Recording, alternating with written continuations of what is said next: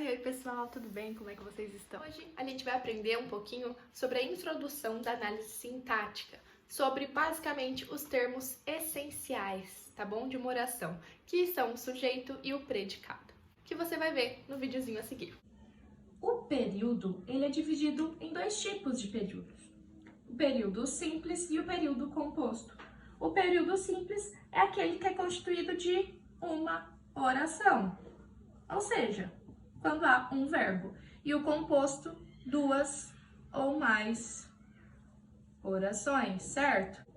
Pessoal, os períodos simples, eles têm a estrutura constituída por termos que vão desempenhar algumas funções específicas.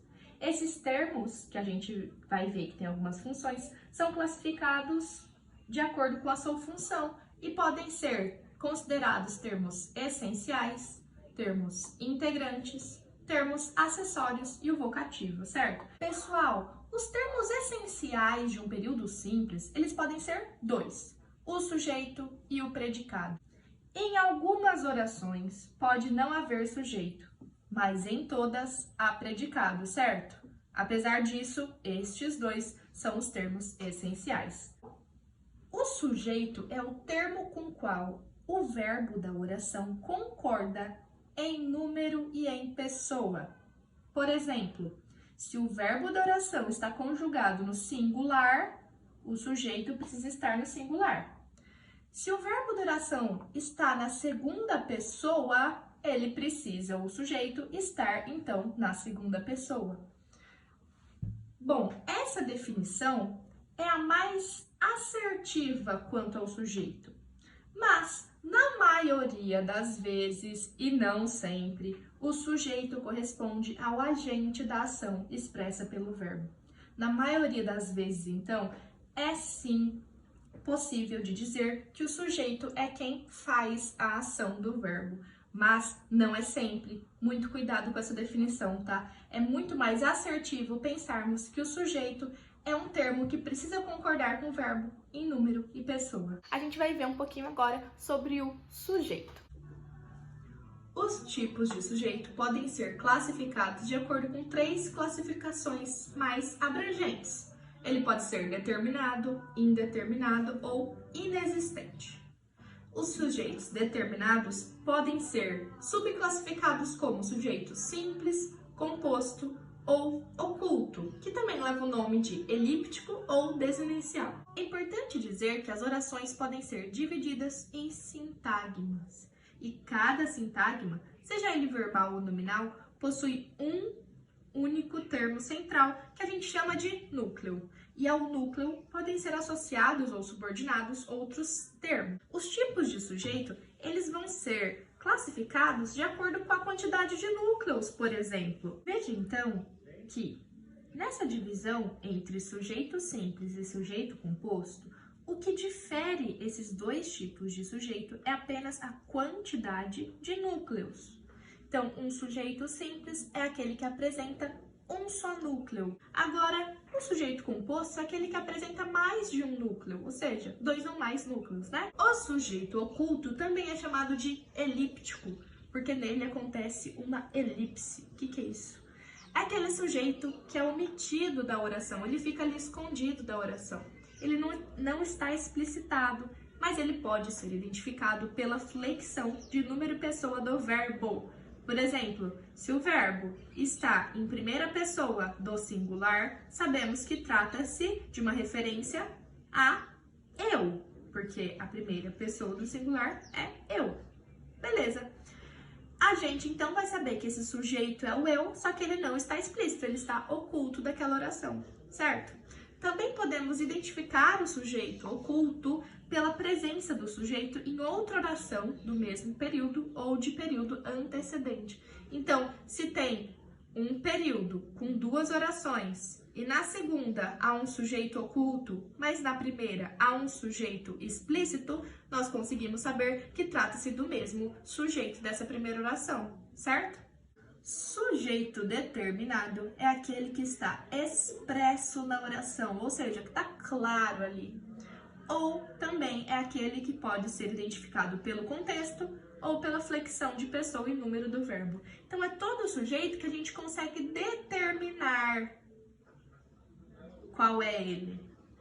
Já o sujeito indeterminado é aquele que a gente não vai conseguir determinar, ou seja, é aquele que a gente não consegue identificar na oração nem no contexto do enunciado. É aquele que a gente não consegue saber qual é o sujeito. Ele realmente não dá pistas, não tem nenhuma informação sobre quem é esse sujeito. Os sujeitos inexistentes são aqueles em que naquela oração não tem nenhum sujeito. Por quê? Porque o verbo não pede nenhum sujeito, já que o verbo é impessoal. Quais são os verbos que podem aparecer de maneira impessoal? Os verbos que indicam fenômenos da natureza, por exemplo, amanheceu, anoiteceu, trovejou. Os verbos ser, estar, fazer e haver, relacionados a fenômenos da natureza também, ou então expressões temporais, por exemplo, eu nasci há 10 mil anos, enfim. Ou o verbo haver com sentido de existir. Há muita corrupção no Brasil, certo?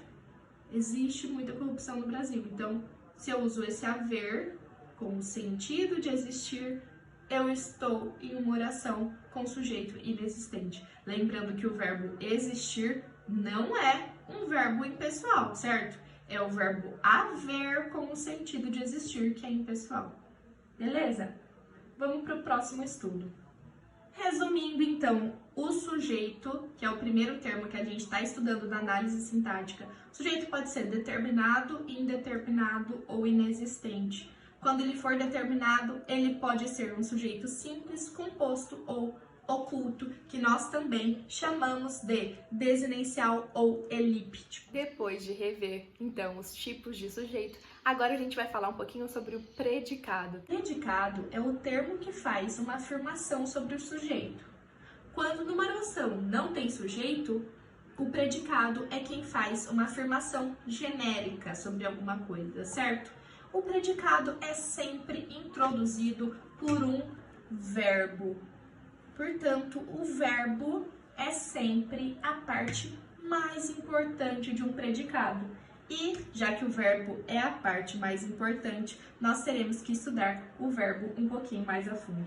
Para falar sobre verbo, nós precisamos falar sobre transitividade verbal, que é o que vamos ver agora. Gente, então o que é transitividade verbal? É a relação de dependência entre um verbo e seus complementos para que haja sentido completo neste verbo. Como assim, professora?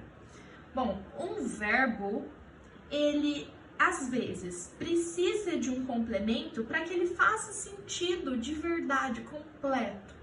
E às vezes ele não precisa de nenhum complemento para fazer sentido completo. A essa relação a gente dá o nome de transitividade.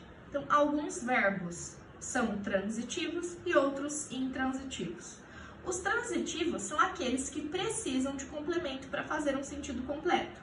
Já os intransitivos são os que não precisam de nenhum complemento para fazer sentido, certo? Bom, os transitivos podem acontecer de 3 diferentes maneiras. Existe o verbo transitivo direto, em que entre o verbo e o complemento que ele precisa não existe nenhuma palavra, eles são ligados diretamente, tem uma relação direta. Existe o verbo transitivo indireto, que é aquele em que entre o verbo e o complemento existe uma palavra, uma preposição. Então, eles estão ligados sim, mas indiretamente, através de uma coisa no meio, e essa coisa é a preposição. E também existe o verbo transitivo direto e indireto, que é um verbo que precisa de 2 complementos, um ligado a ele diretamente e outro ligado a ele indiretamente. Mas existe também um outro tipo de verbo, que é o que nós vamos estudar agora. Os predicados podem ser classificados como um predicado verbal, que é aquele que possui um verbo como núcleo. Por exemplo, eu comi bolo. Comi é o verbo, sujeito simples é o eu, o predicado é tudo isso aqui e tem como núcleo o verbo. Ok. Existe também o predicado nominal, que é aquele que é introduzido por um verbo de ligação. O predicado nominal também tem como núcleo uma forma nominal ou uma forma pronominal. Então, pode ter como núcleo um substantivo, um adjetivo, uma locução adjetiva ou uma forma pronominal. Na oração guerra é paz, temos um verbo de ligação aqui. Os verbos de ligação, diferentemente dos verbos que são classificados como os transitivos, intransitivos, enfim, eles servem apenas como um elo, uma conexão entre um sujeito e um predicado, mas eles não precisam de complemento, eles não têm transitividade, certo? Os verbos de ligação, eles servem apenas como elo entre um sujeito e um predicado. Por isso, eles fazem parte de predicados nominais, porque o núcleo do predicado vai ser sempre uma forma pronominal ou uma forma nominal, e nunca o verbo de ligação, porque ele é só o elo, ele não é o núcleo, certo? Eles não possuem conteúdo referencial no sentido estrito do termo, eles só servem para ser um elo, porque seu núcleo é uma forma nominal. O predicado verbo nominal é aquele que possui um núcleo verbal e um núcleo nominal ou pronominal, e que também possui um predicativo, ou do sujeito ou do complemento do verbo. Então, vamos lá. Quem fez as montanhas brilhantes é a oração que a gente vai analisar aqui, ó.